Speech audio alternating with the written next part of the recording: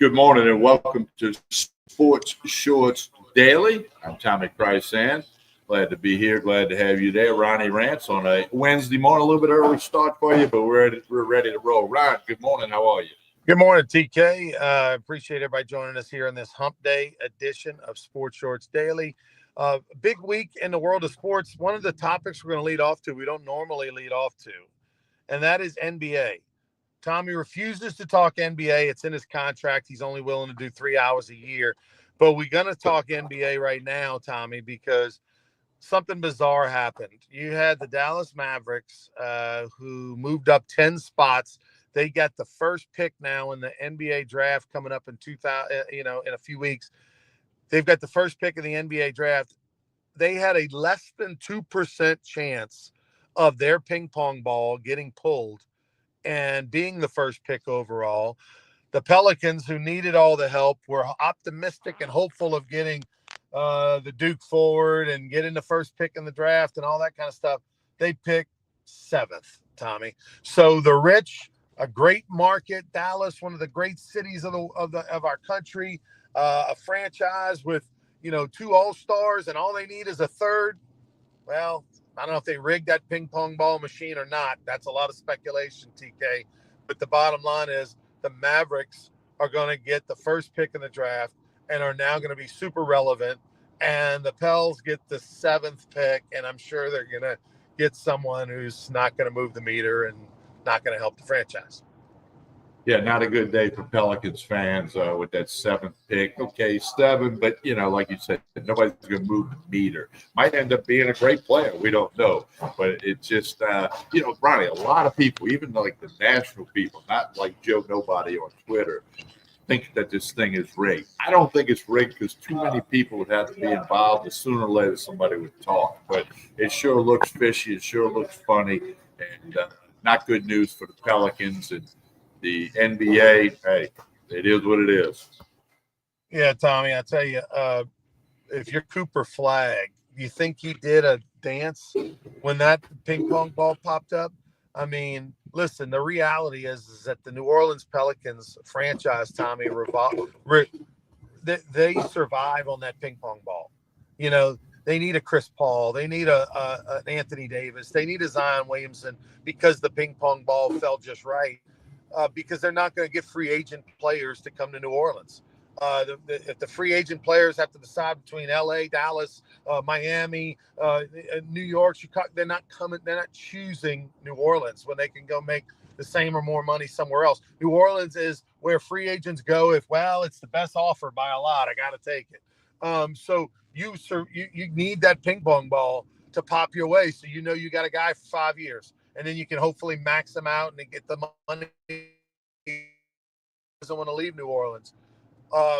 And you had a chance to get Cooper Flagg. You weren't even in it. You were out of it before it happened. But for Cooper Flagg, when you're going to franchises that are super struggling or cities you don't necessarily want to live in, and all of a sudden it lands on the Mavericks. Oh my goodness. I mean, like the Cooper Flagg's will make the Mavericks relevant next year. Next year, Mavs are in the playoffs. Mavs are, a contender next year. I agree. It's wild and crazy. And I mean, Pelicans, a lot of talk after all the lottery draft came out that the NBA really wants the Pelicans to end up in Las Vegas. Of course, a lot of things have to happen there. And you just never know. I mean, you never know the control and the power behind closed doors of an operation worth, money that the NBA is worth. What would be interesting is, and for her loyalty to the city, her loyalty to employees, her loyalty to Tom Benson's legacy, I would find it hard to believe that Gail Benson would sell the team or move the team. I mean, she would obviously sell the team to Vegas while she owns it. I find that hard to believe because I think she cares what people think. I think she cares what the city thinks. I think she doesn't want to tarnish her family's legacy. And it'd be people that, as much as the Pelicans aren't super relevant, I mean, it's a small market. There's enough sponsorship dollars to go around relative to relative to the Saints or LSU or whatever, it's a struggle. I think she would have to pass on or be incapacitated in some way to where other people are running that organization before it moves to Vegas. That's just my 2 cents worth. Well, I mean, you have the Rougarou in your portfolio. Maybe Saints Pelicans one day. Huh? I got a couple of bucks Everything's I for could sale with put the up. Rougarou, Tommy. Everything's for sale with the Rougarou. We'll sell it to Gail Benson. I wish. All right, so talk to what else we got going on. Well, LSU baseball, South Carolina, Paul Maneri, the whole storyline's going on there. Thursday, Friday, Saturday, tournament over to next week. LSU number 1, 3 different polls this week after only taking 2 out of 3 from Arkansas. It's everybody saying, well, they only got 2 pitchers. Well, they won it in 23 with only 2 pitchers. Paul Skeens never threw a pitch against Florida in the championship final series. But, this is a very good baseball team. In spite of the hiccups that have occurred out of the bullpen and the coin flippers, as you call them. But, hey, I got to believe they get 2 out of 3, if not all 3, from South Carolina. This was a series before the season I really highlighted and was looking forward to. Even at one point considered trying to build a little men's golf trip around it to get over there to watch LSU South Carolina. I knew South Carolina wasn't going to be good. Paul Maneri sort of knew that as well, but not this bad, right? I mean, this is a epically awful South Carolina team, arguably the worst South Carolina team they've had in the SEC in program history, and they've been blown out a number of times by 15 or more runs this year, which is atrocious. And so we did not go on this trip, Tommy. We will not be going. Didn't think it would be the most fun visit with Louisiana Sports Hall of Famer, Paul Maneri, going up there when LSU is probably going to run them out the door at least 2 games in this series and all that. There's all sorts of speculation around Coach Maneri. Is this going to be it? Will they make a change? Will they fire him after this season? I don't think they will. I don't think South Carolina financially is in a situation where they can afford to pay a coach 5 years for basically 1 year worth of work. They do have a new AD who did not hire him. So I think they probably give him 1 more year. And if he doesn't get turned around, meaning they don't make the SEC tournament at least next year, I think you're probably going to see, a change. But 1 year, $5 million for him, plus having to buy out a couple of assistant coaches. I just don't think South Carolina is financially in a situation to do that. Yeah, well, that's the big question. Can they, will they, and time will tell. We'll let it play out, if you like to say. But LSU's got to go get 2 out of 3, if not all 3. And then if they get that double bye, who knows what happens in the SEC tournament. If they win 2 games, I think they're already a national seed, especially they're number 1 in the country now. They're going to be in the top 8 host, which means they host regional and super regional, on the way to Omaha with that possibility.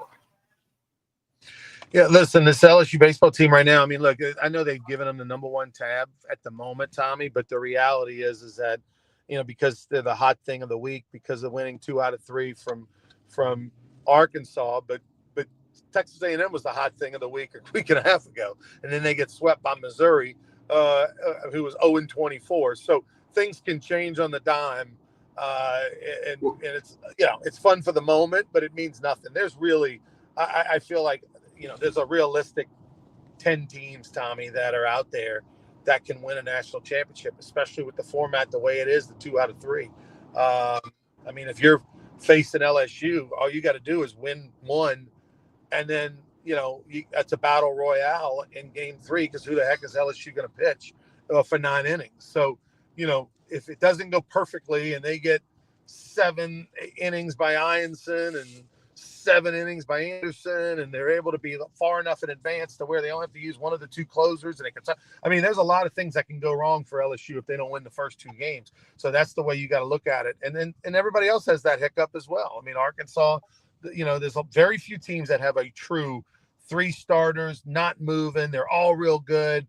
So I think that because of that format, the 2 out of 3, anything is possible. And there are legitimately 10 teams in the country this year that all could win a national championship if they get hot at the right time. And so being number 1's cool this week, Tommy, but that could change they could change in a heartbeat. Another story in the SEC, the tailspin Tennessee's in. I mean, is this that post-national championship tailspin like we saw with Mississippi State, Ole Miss, and to a degree LSU? I mean, the Tennessee has really not played well at all the last month, but they have a roster and they are good enough. If they catch fire, they'll get back in the conversation. But SEC baseball, I mean, it just means more. Listen, Tennessee, I mean, I saw them up close, and look, they're not perfect, but they're dangerous. And Yes. that's a tough environment to play in. They got to do enough to make sure they can host a regional.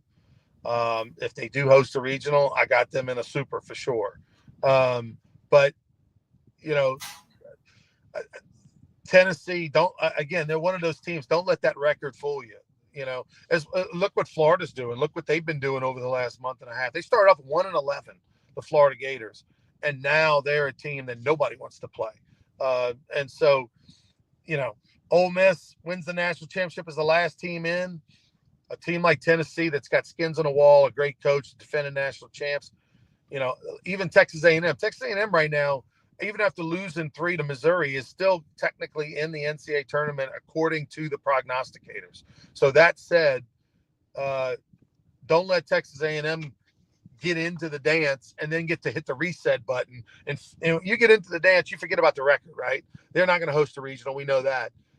Let Texas A&M get in there. Let Tennessee get in there. Don't let Florida get in there.